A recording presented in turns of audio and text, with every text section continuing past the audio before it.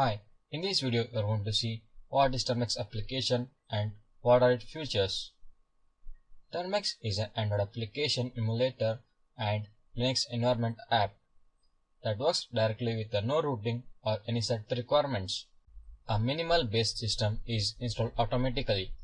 You can add additional packages by using apt package manager.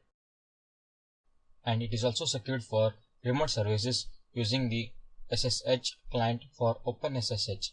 So before going to the further explanation, I am going to tell you what is OpenSSH. OpenSSH is a suite of security related networking level utilizes based on the security shell protocols. Means there are some of the protocols which are carried out through the Termux application. And also OpenSSH helps you to secure network communication via the encryption of a network traffic or a multiple authentication methods and by proved by security tunnels capabilities. So this is all about OpenSSH. And next, coming to the feature packets that are nano, gripping through the SMS box, base, and also exploitable packages which are available on the Termux are similar to the Linux operating system and also Mac, and installing man pages on your phone and reading them in one session while experimenting with them in another.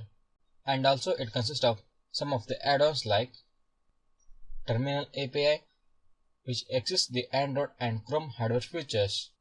And the second one is Termux boot. Run a script with your device booting.